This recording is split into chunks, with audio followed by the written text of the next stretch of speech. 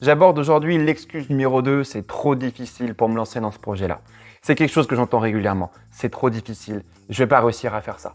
Et bien, dans cette vidéo-là, je voudrais te montrer en fin de compte que tu peux le faire grâce à la bonne façon de le faire. Donc, je vais commencer par 2 points hyper importants là-dessus. Le premier, c'est l'état d'esprit et la deuxième, c'est l'organisation. Et je commence dès maintenant avec l'état d'esprit.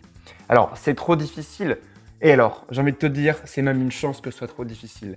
Il y a une phrase de Thomas Fuller qui était en gros un esclave à l'époque afro-américain qui était très connu pour ses capacités en calcul mental, qui disait une chose: avant d'être facile, toute chose est difficile.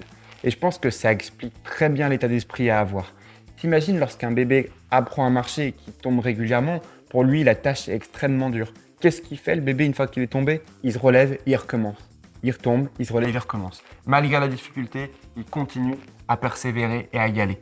À ma connaissance, il n'y a pas de bébé qui, une fois qu'il tombe, ne se relève pas. Soit comme ce bébé qui se pète la gueule malgré les difficultés et qui se relève. À mon sens, l'état d'esprit à avoir ici, c'est justement d'apprécier cette difficulté, de toujours aller chercher à la voir et la résoudre quotidiennement. Si tu commences à le faire et tu commences à mettre ça en place, et au fur et à mesure, tu verras que tu vas en gagner énormément en fait à accomplir des petites tâches régulièrement un peu plus difficiles. C'est d'ailleurs un état d'esprit que j'essaye moi-même d'adopter puisque du coup, je tente régulièrement de sortir de ma zone de confort pour faire tout le temps une tâche un peu plus difficile régulièrement. Et d'ailleurs, j'ai fait une vidéo sur ce sujet-là, je t'invite à aller la regarder, elle est pas mal du tout. Et en faisant régulièrement ces petites tâches un peu plus difficiles, tu verras qu'en fin de compte, tu vas aussi stimuler ton cerveau et c'est que du positif pour lui. Deuxième point, c'est l'organisation. Comprendre qu'en fait, ta tâche, tu peux la rendre beaucoup plus facile. Et pour ça, il faut bien s'organiser. Dans un livre de motivation et même plusieurs formations sur la productivité et l'organisation, il y a une question que j'entendais régulièrement, bien évidemment, avec sa réponse, qui est dit un petit peu sous une forme d'adage que j'aime beaucoup. C'est comment est-ce qu'on fait pour manger un éléphant? Et la réponse, c'est bouchée par bouchée. Et là, l'idée, c'est de comprendre qu'en fin de compte, tu ne peux pas manger un éléphant d'un coup. Donc du coup, qu'est-ce que tu fais? Tu prends ton temps et tu fais une bouchée à la fois. Ton projet, c'est la même chose. Tu ne peux pas faire ton projet d'un coup. Donc qu'est-ce qu'il faut faire? C'est décomposer ton projet en plusieurs petites actions à faire, tout simplement. Et pour ça, je te conseille une chose très simple, c'est d'utiliser une mind map. Ça va te permettre d'avoir une organisation claire, de savoir quelle étape en premier, en deuxième, d'une action en découle d'autres. Comme ça, tu as une organisation qui va être complète.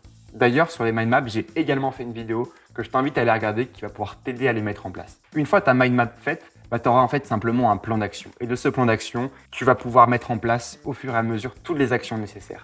Donc pour pouvoir mener une bataille à bien, je t'invite d'abord à la préparer. C'est ça en fait, que je te dis de faire, préparer ta bataille. Alors pour conclure, je t'invite en fait à faire régulièrement des petites tâches un petit peu difficiles. Si tu commences à faire des tâches difficiles, en fin de compte, tu vas sortir régulièrement de ta zone de confort, tu vas prendre l'habitude de le faire et tu vas pouvoir te lancer dans les premières actions de ton projet. Et tu verras que jour après jour, ton projet va commencer à prendre forme puisque du coup, tu as pris l'habitude de faire des actions qui sont un peu plus dures tous les jours et tu verras que ton projet, étape par étape, action par action, il commence à prendre forme. Et là, quel bonheur, quel plaisir de voir qu'en fin de compte, son petit projet commence à avoir une tête assez intéressante. Mais j'ai envie de te dire que même si tu échoues, n'oublie pas cette phrase de Nelson Mandela. Ouais, j'aime bien les citations, mais Nelson Mandela disait en gros une chose très simple, c'est dans la vie, soit j'apprends, soit je gagne, mais je ne perds jamais. Et c'est l'état d'esprit à avoir, c'est que même si jamais tu te casses la gueule, du coup c'est pas grave. Tu as appris une chose de ton erreur, tu apprends comment ne plus refaire cette erreur-là. En attendant, pour t'aider, je t'ai préparé 9 hacks et techniques de productivité et d'organisation. Tu as juste à cliquer sur le lien en description. Je t'envoie tout ça par email et c'est tout. Voilà. Allez, à plus tard. Ciao.